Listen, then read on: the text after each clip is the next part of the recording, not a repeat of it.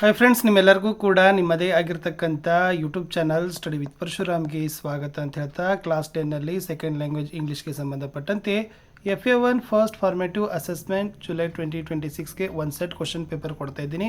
ಇನ್ನೂ 1 or 2 set question paper ಖಂಡಿತವಾಗಿ ಬರ್ತದೆ. ಕ್ವಶನ್ಸ್ಗಳಂತೂ ವೆರಿ ಇಂಪಾರ್ಟೆಂಟ್ ಕವರ್ ಮಾಡಿದ್ದೀನಿ. ಎಕ್ಸಾಮ್ ಬರೆದು ಬಂದ ಕೂಡಲೇ ಅನ್ನಿಸ್ತದಲ್ಲ ಈ ಕ್ವಶನ್ಸ್ಗಳು ಬಂದಿತ್ತು ಅಂತ.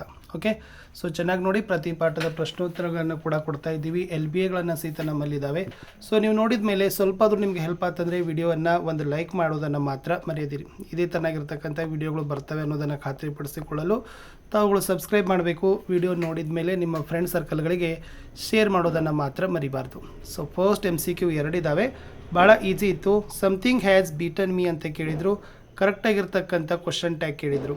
A haven't it, B hasn't it, C aren't it, D don't it. So the answer is option B hasn't it ಅಂತಕ್ಕಂಥದ್ದು ಕರೆಕ್ಟಾಗಿರ್ತಕ್ಕಂಥ ಆನ್ಸರ್. ಬಿಕಾಸ್ ಹ್ಯಾಸ್ ಇದು ಏನಪ್ಪ ಅಂದ್ರೆ ಪಾಸಿಟಿವ್ ಅದ. ಸೊ ಹ್ಯಾಸಂಟ್ ಇಟ್ ಅನ್ನೋದು ನೆಗೆಟಿವ್ ಆಗಿ ಮಾಡಬೇಕು. ಸೆಕೆಂಡ್ದಲ್ಲಿ ಲ್ಯಾಂಗ್ವೇಜ್ ಫಂಕ್ಷನ್ ಮೇಲೆ ಪ್ರಶ್ನೆ ಇತ್ತು. ಇಲ್ಲಿ ಸೆಂಟೆನ್ಸ್ ಇದೆ, Roma yes you are right, they are getting involved, they fear of getting involved ಅಂತ ಇದೆ. ಇಲ್ಲಿ ಎಸ್ ಯು ಆರ್ ರೈಟ್ ಅಂತಕ್ಕಂಥ ಸೆಂಟೆನ್ಸ್ ಇದೆ. ಇದು ಯಾವ ಲ್ಯಾಂಗ್ವೇಜ್ ಫಂಕ್ಷನ್ ಬರ್ತದೆ ಅಂತ ಕೇಳಿದ್ದಾರೆ. Expressing agreement, giving information, accepting invitation, expressing gratitude ಅಂತ ಇದೆ. So option A expressing agreement ಅಂತಕ್ಕಂಥದ್ದು ಇದೆ ನೋಡಿ, ಅದು ಎಕ್ಸಾಕ್ಟ್ಲಿ ರೈಟ್ ಆಗಿರ್ತಕ್ಕಂಥ ಆನ್ಸರ್. 1 ಮಾರ್ಕರ್ ಕ್ವಶನ್ 4 ಇದಾವ. ಡೂ ಆಸ್ ಡೈರೆಕ್ಟೆಡ್ ಇತ್ತು. First one, combine the word in column A with its collocative word in column B. Frightful ಅಂತ ಇದೆ. ಸೊ ಫ್ರೈಟ್ಫುಲ್ ಜೊತೆಗೆ ಕರೆಕ್ಟಾಗಿರ್ತಕ್ಕಂಥ ಕೊಲಾಗೇಟಿವ್ ಯಾವುದಾಗ್ತದಪ್ಪ ಅಂದ್ರೆ ಪ್ರೊಪೊಸಿಷನ್ ಆಗ್ತದೆ. ಸೊ ಪ್ರೊಪೊಸಿಷನ್ ಅನ್ನೋದನ್ನು ಬರೀಬೇಕಿತ್ತು. ಮುಂದಿನ ಪ್ರಶ್ನೆ, give a one word for the following ಕೇಳಿದರು. A small creature of the spider family with a poisonous sting ಅಂತ ಕೇಳಿದರು. ಇಲ್ಲಿ ಸ್ಕಾರ್ಪಿಯನ್ ಅಂತ ಬರ್ತದೆ. ಸೊ ಸ್ಕಾರ್ಪಿಯನ್ ಅನ್ನೋದು ನೀವೇನು ಮಾಡಬೇಕಿತ್ತು, ಬರಿಬೇಕು. Next one, choose 1 syllable word of the following. ಯಾವುದು 1 syllable ವರ್ಡ್ ಅಂತ ಕೇಳಿದರೆ ಇದರಲ್ಲಿ ನೈಟ್ ಮಾತ್ರ 1 syllable ಇದೆ. ಸೊ ಬಾಕಿ ಎಲ್ಲ ಏನಿದವಪ್ಪ ಅಂದ್ರೆ 2 syllable ವರ್ಡ್ ಇದ್ದಾವೆ. ಅದು ವಾಕಿಂಗ್ ಆಗಿರ್ಬೋದು, ಹಾರರ್ ಆಗಿರ್ಬೋದು, ಮತ್ತು ಸೇಪರ್ ಅಂತಕ್ಕಂಥದ್ದು ಆಗಿರ್ಬೋದು. ಇದು ಇಂಪಾರ್ಟೆಂಟ್ ಇತ್ತು. ಇನ್ನು ಲಾಸ್ಟ್ 6th ಕೊಟ್ಟಿತ್ತು 1 ಮಾರ್ಕರಲ್ಲಿ ಪ್ಯಾಸಿವ್ ವಾಯ್ಸ್ಗೆ ಚೇಂಜ್ ಮಾಡೋಕ್ಕೆ ಹೇಳಿದರೆ ಸ್ವಾಮಿ ಕ್ವಾಡ್ ದ ಬರ್ಗಲರ್ ಅಂತ ಇದೆ. ಸೊ ಇದನ್ನು ನೀವೇನು ಮಾಡಬೇಕಾಗಿತ್ತಪ್ಪ ಅಂತಂದರೆ ಪ್ಯಾಸಿವ್ ವಾಯ್ಸ್ಗೆ ಚೇಂಜ್ ಮಾಡಬೇಕಾಗಿದ್ರೆ the burglar was caught by Swami ಅಂತ ಬರ್ತದೆ. ಸೊ ಇಷ್ಟು ಏನಾಗಿತ್ತಪ್ಪ ಅಂದರೆ 1 ಮಾರ್ಕರ್ ಕ್ವಶನ್ ಇತ್ತು. ಇಲ್ಲಿಯವರೆಗೆ ಕನ್ನಡ ಆಗಿರ್ಬೋದು, ಹಿಂದಿ ಆಗಿರ್ಬೋದು, ಸೈನ್ಸ್ ಆಗಿರ್ಬೋದು, SS ಎಲ್ಲ ವಿಷಯಗಳಲ್ಲಿ ಕೂಡ ಹಾಕಿದ್ದೀವಿ.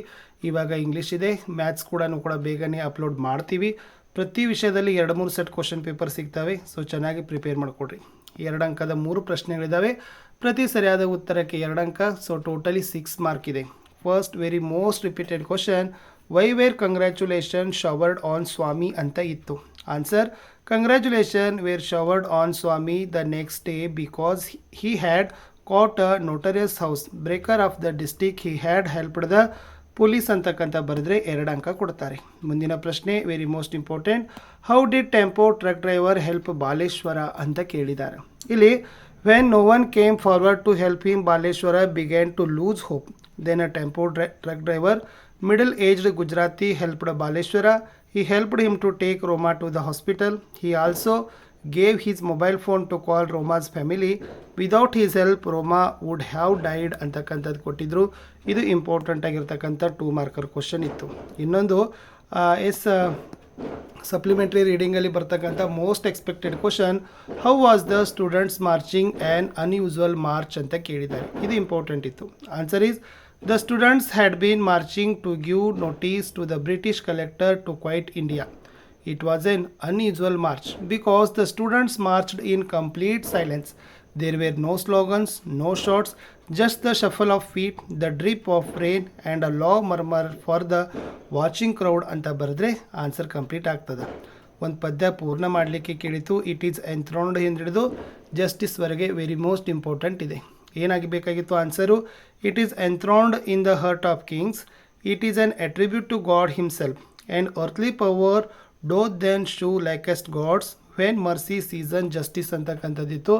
ಇದು ಕೂಡ ಪದ್ಯವನ್ನು ಪೂರ್ಣ ಮಾಡಲಿಕ್ಕೆ ನಿಮಗೆ 2 ಮಾರ್ಕರ್ ಕ್ವಶನ್ಸನ್ನು ನಾವೇನು ಮಾಡಿತ್ತು, ಕೊಟ್ಟಿತ್ತು. ಈ ಪ್ರಶ್ನೆ ಪತ್ರಿಕೆಯ 3ನೇ ಅಂಕ. ಪ್ರೊಫೈಲ್ಗಳನ್ನು ನೀವೇನು ಮಾಡಬೇಕು, ಬರೀಬೇಕು. ಇದು ಒಂದು ಕಂಪೋಸಿಷನಲ್ಲಿ ಕೊಟ್ಟಿತ್ತು.